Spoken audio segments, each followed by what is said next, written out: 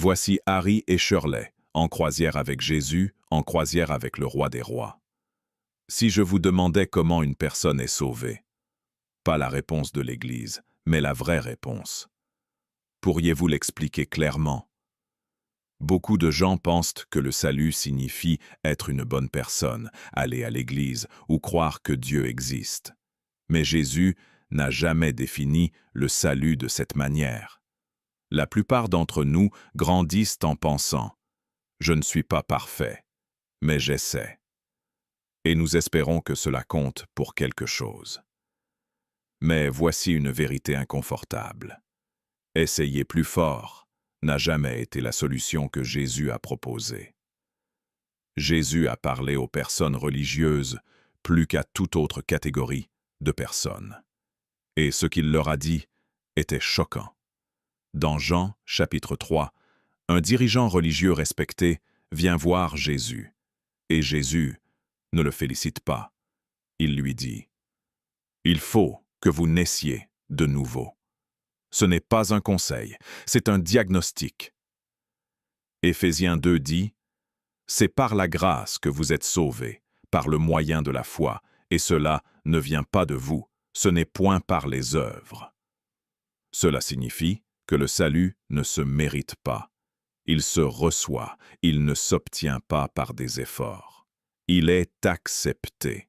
Le salut, c'est faire confiance au fait que ce que Jésus a accompli est suffisant, que sa mort a payé le prix du péché, que sa résurrection prouve qu'une vie nouvelle est possible. Il ne s'agit pas de se nettoyer soi-même d'abord, il s'agit de se rendre.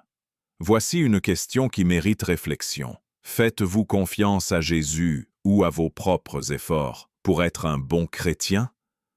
Cette différence change tout.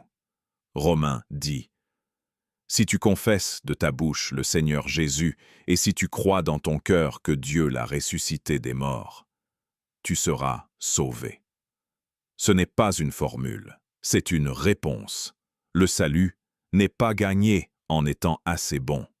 C'est un don de la grâce, reçu par la foi en Jésus-Christ.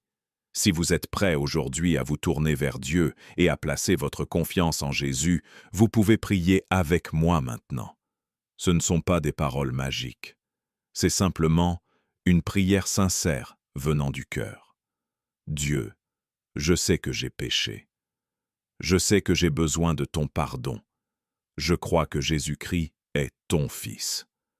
Je crois qu'il est mort sur la croix pour mes péchés, et je crois qu'il est ressuscité. Aujourd'hui, je me détourne de mon péché et je me tourne vers toi.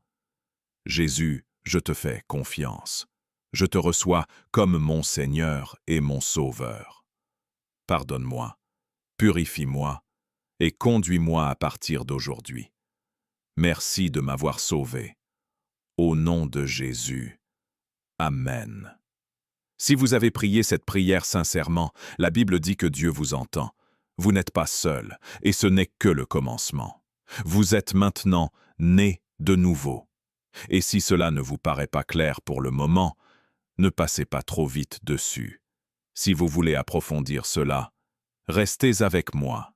Cette chaîne a pour but de comprendre la foi clairement, sans confusion. Soyez honnête. Comment expliqueriez-vous le salut en une seule phrase?